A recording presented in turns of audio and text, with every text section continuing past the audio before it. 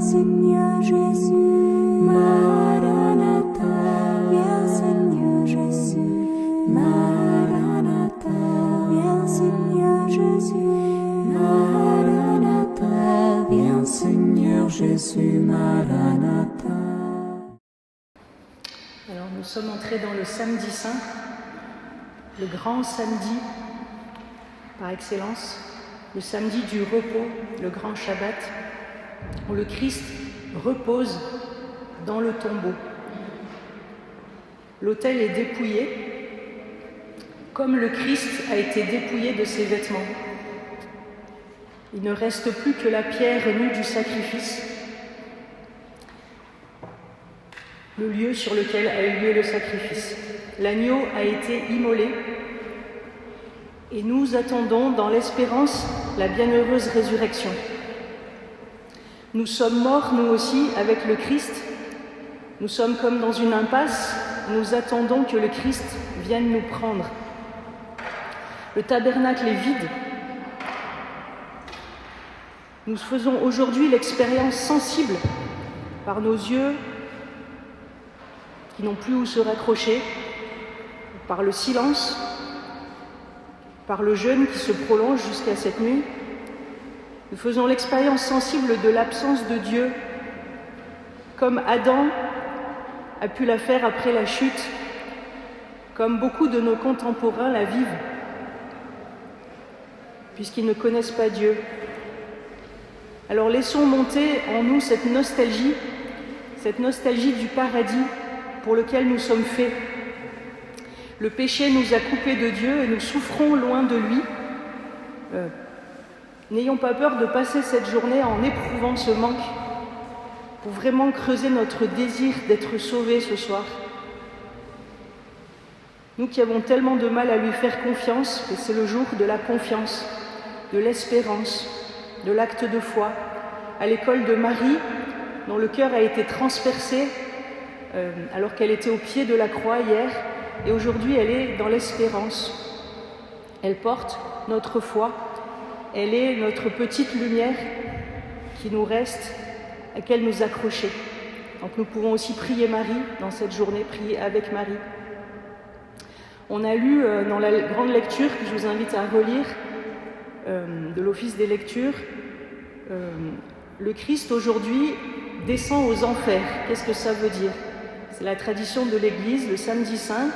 Le Christ descend non pas en enfer, mais dans le séjour des morts pour aller chercher ceux qui étaient morts, pour les ressusciter. Et donc il va chercher Adam et Ève, symboliquement, toute l'humanité. Il va chercher Adam, il va nous chercher jusque dans nos ténèbres pour faire sauter les verrous de notre cœur. Et il y a donc un combat ultime qui se joue aujourd'hui, mais qui se joue dans le silence. C'est lui qui va aux enfers. Nous, on voit rien, on sent rien, on attend, on est dans l'espérance, on n'a plus rien à faire. Vous savez que quand on est mort, on ne peut plus se sauver, on ne peut plus faire d'acte de... on peut attendre, espérer et supplier. Voilà, donc aujourd'hui, on est dans ce grand silence où on attend que le Christ ressuscite et vienne nous chercher. Voilà, il descend aux enfers et lui qui est la vie, lui il est la vie. Il a dit « Je suis le chemin, la vérité et la vie ». Donc lui, arrivé au séjour des morts, lui qui est la vie, eh bien, il fait exploser le système. Vous voyez, la mort ne peut pas le retenir parce qu'il est plus fort que la mort. Il est la vie avec un grand V. Donc quand il meurt, eh bien en fait, la mort ne peut pas le retenir. C'est pour ça qu'on dit que par sa mort, il a vaincu la mort. C'est paradoxal, on pense qu'il est mort et c'est fini, mais parce que lui, il est la vie, il vient au cœur de la mort et il détruit la mort, il détruit les enfers. Voilà, c'est ce que l'Église nous enseigne aujourd'hui dans ce samedi saint. Il y a un combat aujourd'hui qui se joue dans les enfers, voilà, entre la mort et la vie, et on sait que c'est la vie qui va gagner. On va chanter le jour de Pâques, dans la séquence de Pâques. La mort et la vie s'affrontèrent en un duel prodigieux. Le maître de la vie mourut, vivant, il règne. Puisqu'il est le maître de la vie, même s'il meurt, eh bien, il est victorieux sur la mort et donc il va vivre.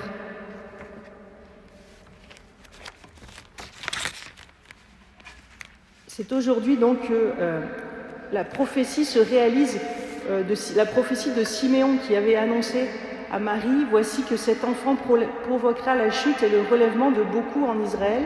Il sera un signe de contradiction, et toi, ton âme sera traversée d'un glaive. Ainsi seront dévoilées les pensées qui viennent du cœur d'un grand nombre. » Eh bien voilà que le Christ est mort et au tombeau, et il accomplit cette prophétie.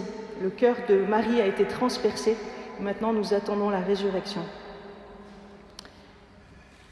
Toute la Bible nous le dit, notre Dieu n'est pas le Dieu des morts, mais le Dieu des vivants. Et le Christ nous promet la vie en abondance. On a chanté ce matin dans l'office le psaume 15. « Mon cœur exulte, mon âme est en fête, ma chair elle-même repose en confiance. Tu ne peux m'abandonner à la mort, ni laisser ton ami voir la corruption. Tu m'apprends le chemin de la vie, devant ta face débordement de joie, à ta droite éternité de délices. » Voilà dans ce samedi saint quelle est notre espérance. Ce soir, quand viendra le moment de renouveler les promesses de notre baptême au cœur de la grande vigile pascale, nous nous tiendrons debout avec nos cierges allumés et nous répondrons à l'invitation que le prêtre nous adressera en ces termes, ou d'autres semblables. « Frères bien-aimés, par le mystère pascal, nous avons été mis au tombeau avec le Christ, dans le baptême, afin qu'avec lui, nous vivions d'une vie nouvelle. C'est pourquoi, après avoir terminé l'entraînement du carême, renouvelons la renonciation à Satan que l'on fait lors du baptême et renouvelons notre profession de foi au Dieu vivant et vrai. » Voilà ce que nous allons vivre dans cette nuit pascale, ce retournement. Nous avons été mis au tombeau avec le Christ et nous participons à ce combat où il a vaincu la mort. Et nous allons le vivre en renonçant à Satan et en choisissant la vie. C'est un combat pour la vie. Comme dit l'Écriture, « Choisis donc la vie, j'ai placé devant toi la vie et la mort, choisis la vie. »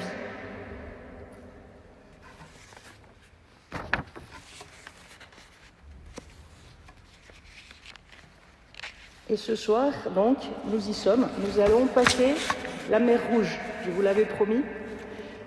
Jeudi soir, nous sommes entrés dans le Triduum pascal par la lecture de l'Exode au chapitre 12. Vous pourrez relire les lectures du jeudi, ou vous pourrez relire en continu, Exode 12, 13, 14, 15 du coup. Nous avons lu Exode 12 où le Seigneur prescrit ce qu'il faut faire pour la Pâque. Vous savez, les Hébreux qui vont s'échapper d'Égypte, le Seigneur leur prescrit de prendre un agneau d'un an sans tache, etc. Et puis de partir. Et donc voilà que ce soir, nous allons passer la mer Rouge. Et nous allons lire la suite de l'histoire, le passage de la mer Rouge. Cette lecture est centrale dans la vigile pascale, elle est obligatoire. C'est le pivot qui donne la clé de lecture à tout ce qu'on a vécu, le passage, la Pâque, le passage de la mort à la vie. Ce passage de la mer Rouge préfigure le passage par les eaux du baptême dans lesquelles nous sommes morts et ressuscités. Et nous allons chanter à la suite de cette lecture, le chapitre 15, qui est un cantique. « Je chanterai pour le Seigneur, éclatante est sa gloire, il a jeté dans la mer cheval et cavalier. Ma force et mon chant, c'est le Seigneur, il est pour moi le salut. » Voilà le combat qui est en train de se vivre aujourd'hui, le Christ victorieux de la mort et des enfers. La vigile pascale, donc, fait référence à cette Pâque des Hébreux, ce grand passage. Toute la vigile. La Bible a une image expressive, si vous relisez les chapitres de l'Exode, 12, 13, 14, 15, vous verrez, je ne sais plus exactement où, que le Seigneur veillait, c'est chapitre 12, pardon, verset 42, ouais, je l'ai, je vous lis le verset, « Ce fut une nuit de veille pour le Seigneur, quand il fit sortir d'Égypte les fils d'Israël. Ce doit être pour eux, de génération en génération, une nuit de veille en l'honneur du Seigneur. » Voilà que cette nuit de veille, cette grande vigile, est déjà prescrite par la Bible pour les Hébreux. Donc ce n'est pas une invention, ce n'est pas seulement à cause de la résurrection du Christ, mais déjà le Seigneur préparait son peuple à ce grand passage qui en est la figure. Le Seigneur a veillé et en retour, les Israélites doivent veiller. Donc chaque année, il sanctifie la nuit de Pâques par une veillée de prière et de louange. On trouve cela dans la tradition juive, la Haggadah. Je vous lis un passage qui donc est un texte juif qu'on peut s'appliquer à nous. Vous allez voir, le parallèle est saisissant. Il est de notre devoir, Dieu notre Père, de te remercier, de te chanter, te louer, te glorifier, t'exalter, te bénir, te magnifier et de t'honorer pour les merveilles accomplies en faveur de nos pères dans la foi et en notre faveur aujourd'hui. Tu nous as fait passer de l'esclavage à la liberté, de l'affliction à la joie, du deuil à la fête, de l'obscurité à la pleine lumière, de la servitude à la rédemption. Et donc nous allons passer une nuit, ou en tout cas de longues heures, à prier, à chanter, à louer, à bénir Dieu pour ce qu'il a fait pour nous. On pourrait vraiment reprendre cette prière à notre compte. Et nous allons chanter la nuit merveilleuse où le Christ victorieux s'est relevé des enfers. Nous entendrons cela dans l'Exultet, le chant au début de la vigie. Les chrétiens doivent aussi donc sanctifier cette nuit qui est la nuit du coup de la résurrection du Christ, sanctifiée par une veille en l'honneur du Seigneur. C'est pour ça que nous veillons, que ça se passe la nuit et que c'est long. Ça fait partie de la liturgie. Donc la vigile pascale est appelée depuis l'Antiquité la nuit très sainte et la mère de toutes les saintes veillées. C'est une phrase de saint Augustin. La nuit très sainte est la mère de toutes les saintes veillées. Elle est le sommet de l'année liturgique et de tout le culte chrétien. Elle est le point d'orgue de notre Triduum pascal, le sommet de tout ce que nous vivons dans ces 3 jours, de jeudi soir à dimanche soir. Et tout ce qui va se passer après, tout l'octave de Pâques, le temps pascal, n'est qu'un prolongement de ce Triduum, de cette vigile par laquelle nous entrons dans le temps pascal, dans le temps de la résurrection, de la fête, qui n'a pas de fin. Puisque autant le Triduum dure 3 jours, mais finalement il ne se termine pas vraiment, puisque toute la semaine qui vient, tous les jours c'est le jour de Pâques. Tous les jours vous chantez le Gloria à la messe, tous les jours c'est le jour de Pâques, et ensuite enfin jusqu'à la Pentecôte, ces 50 jours sont encore un seul jour de fête. Alors voilà cette veillée magnifique qui va nous faire passer des ténèbres à la lumière, de la mort à la vie. Elle comporte 4 parties. Je vais rentrer un peu plus dans le détail, après j'espère vous avoir mis l'eau à la bouche. Première partie, l'action de grâce pour la lumière, qu'on appelle le lucernaire. Il y a toute une liturgie autour de la lumière qui commence dehors autour du feu nouveau. Là aussi, c'est une tradition ancienne. Chez les Juifs aussi, l'allumage des lampes est un rite très ancien, notamment le vendredi soir pour l'entrée dans le Shabbat. Le père de famille commence par bénir la lampe allumée par la maîtresse de maison, en remerciant et bénissant l'Éternel qui a créé la lumière. Les premiers chrétiens ont donné un sens nouveau à cet usage en rendant grâce pour le Christ qui est la lumière du monde. Donc quand on va acclamer la lumière, on acclame le Christ, lumière du monde. On chante un lucernaire chaque samedi au début des vêpres, au début de la vigile dominicale, ou même chaque soir au moment de l'allumage des lampes. Joyeuse lumière. Voilà.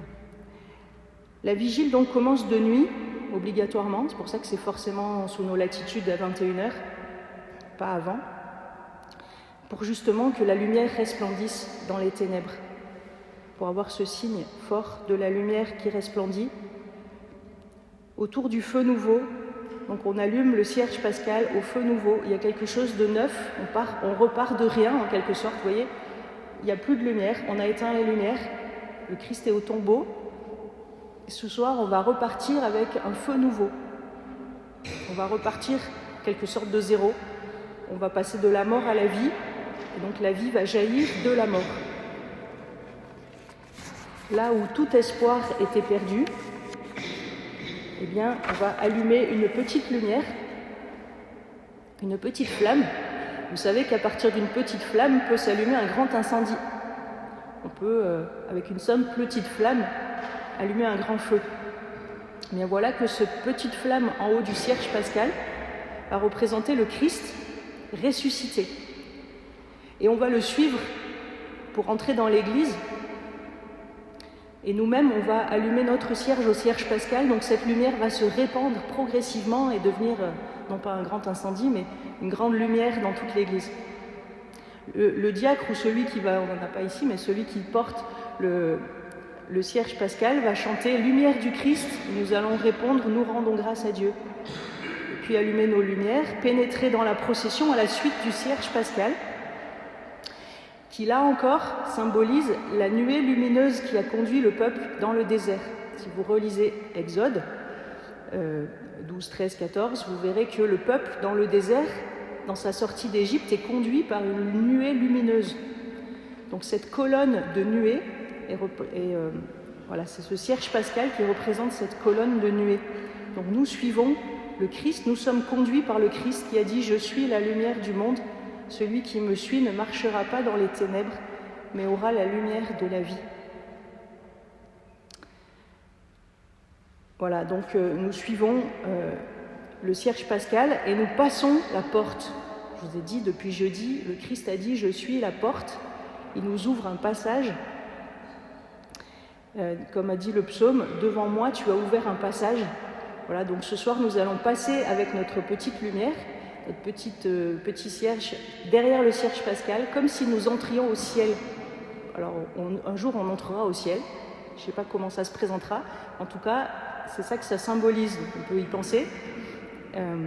En passant la porte de l'église, on entre, alors un petit peu comme dans le tombeau sombre pour y porter la lumière, mais aussi on entre dans la Jérusalem céleste qu'on découvre petit à petit, avec les lumières qui s'allument petit à petit, la lumière qui se répand.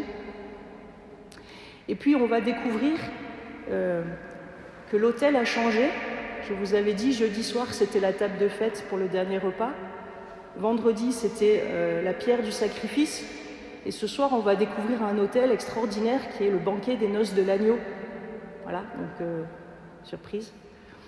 Et donc on va entrer dans l'église comme on entre au ciel, en procession, tous ensemble, pour s'encourager.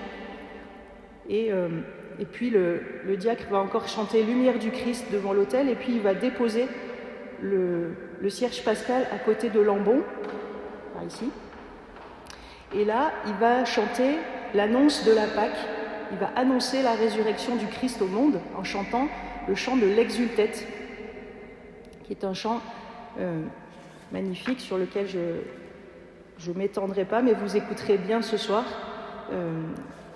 ce chant de l'exultète qui rend honneur au cierge pascal, y compris à la création, aux abeilles qui ont fait la cire, etc. Donc c'est très beau parce que toute la création chante la résurrection, la victoire finale sur la mort. Le lucernaire, cette partie est déjà longue, mais ce n'est qu'un prélude à la vigile pascale. Il s'ouvre ensuite la liturgie de la parole. Alors on a l'habitude de la liturgie de la parole chaque dimanche, mais là elle va être beaucoup plus déployée avec 9 lectures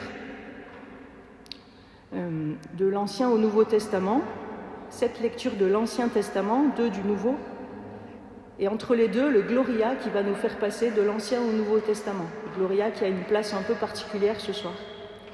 Alors vous voyez, on avait le Gloria le jeudi saint, et puis de nouveau le samedi, voilà, pour montrer que voilà, c'est la clôture, en quelque sorte le point d'orgue du Triduum pascal qui arrive à son achèvement. Alors il y a la lecture elle-même, suivie d'un psaume ou d'un cantique, et suivie ensuite à chaque fois de l'oraison du prêtre. Donc à la fois c'est un peu long, mais c'est beau de s'asseoir et de se mettre dans la position du disciple qui écoute et qui rend grâce pour toute l'histoire du salut. Parce que si on arrive à la résurrection, c'est qu'il s'est passé tout ça avant, toute l'histoire merveilleuse par laquelle Dieu est venu chercher l'homme. Donc soyons attentifs et unissons nos cœurs à tout ce que nous entendons. En fait, on va se laisser porter et on va se laisser transformer dans cette vigile, on va faire le passage. Après le chant du Gloria, donc nous passons au Nouveau Testament et nous lirons Romains 6. Vous tous qui avez été baptisés en Christ, vous avez revêtu le Christ. Le Christ ressuscité ne meurt plus, sur lui la mort n'a plus aucun pouvoir. Voilà qu'on parle du baptême. Et puis bien sûr, on va chanter l'Alléluia de Pâques, qui va être très déployé avec le psaume 117. Et enfin, l'évangile de la résurrection. Donc la joie grandit au cours de la vigile. Et puis après, au l'homélie, auront lieu les baptêmes. Et en fait, plus largement, le rite de l'eau. Même s'il n'y a pas de baptême, dans une vigile pascale, il y a toujours le rite de l'eau, parce que nous allons renouveler les promesses de notre baptême. Et donc nous allons être aspergés, et nous allons pouvoir rejeter Satan et rechoisir Dieu, et donc être vraiment transformés. Nous nous sommes préparés pendant 40 jours pour renouveler les promesses de notre baptême. Nous avons accompagné les catéchumènes. Et bien ce soir, voilà, ça y est, nous allons pouvoir être renouvelés avec eux, voilà, et faire mémoire de notre propre baptême. Notre propre baptême qui est d'avoir été, nous aussi, mis au tombeau avec le Christ pour ressusciter avec lui. Nous sommes passés par la mer, nous avons été plongés dans l'eau, plus ou moins symboliquement. Nous avons traversé l'eau, qui était le symbole de la mort, et puis nous avons été retirés de l'eau, nous avons été sauvés par le baptême. Voilà ce qu'on va fêter ce soir. Donc on rallumera les cierges au cierge pascal, et puis on pourra à nouveau professer notre foi.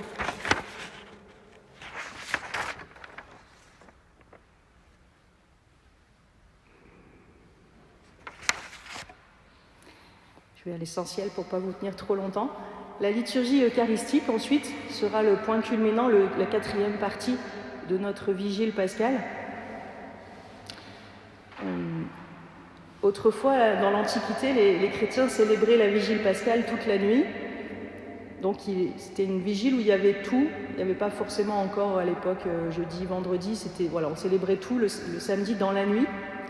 Et c'était tellement important qu'on a trouvé des textes, par exemple une femme qui voulait épouser un païen, et elle demande conseil au prêtre, parce que forcément il n'y avait pas beaucoup de chrétiens, donc on pouvait épouser un païen, et le prêtre lui dit « Vérifie qu'il te laissera venir à la vigile pascale ».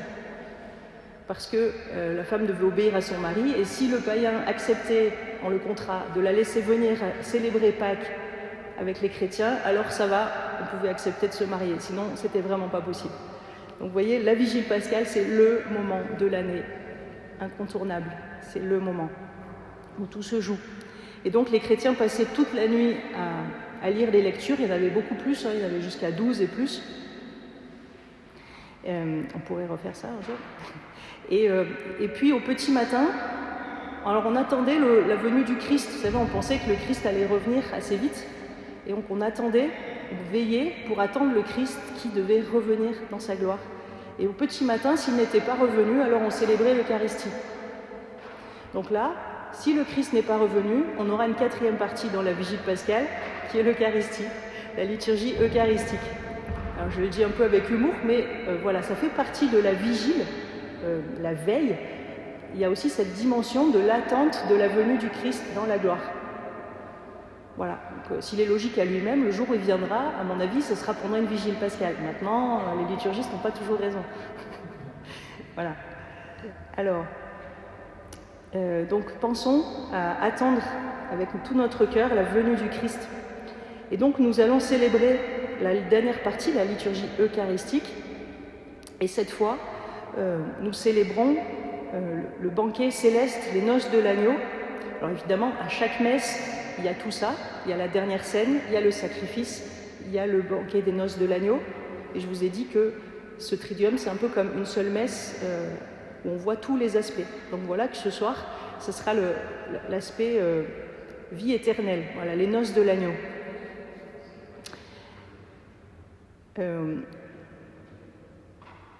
Je vous lis un extrait de l'Exultet qui donne la clé de lecture de ce qu'on vit dans cette vigile. Vraiment, il est juste et bon de chanter à pleine voix et de tout cœur le Père Tout-Puissant, Dieu invisible et son Fils unique Jésus-Christ notre Seigneur. C'est lui qui a remis pour nous au Père le prix de la dette encourue par Adam.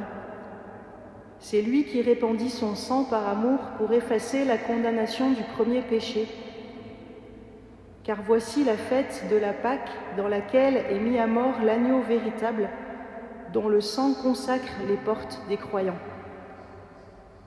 Vous vous souvenez, le sang qui avait été mis sur les linteaux des portes des Hébreux avant qu'ils partent. Voilà, donc on fait vraiment le parallèle. L'agneau pascal, eh bien c'est le Christ. Le sang sur les montants des portes, c'est son propre sang. Et voilà que ce sang consacre les portes des croyants. Voici la nuit où tu as tiré d'Égypte les enfants d'Israël, nos pères, et leur as fait passer la mer Rouge à pied sec.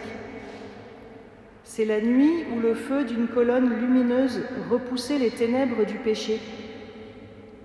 C'est maintenant la nuit qui arrache au monde corrompu, aveuglé par le mal, ceux qui aujourd'hui et dans tout l'univers ont mis leur foi dans le Christ.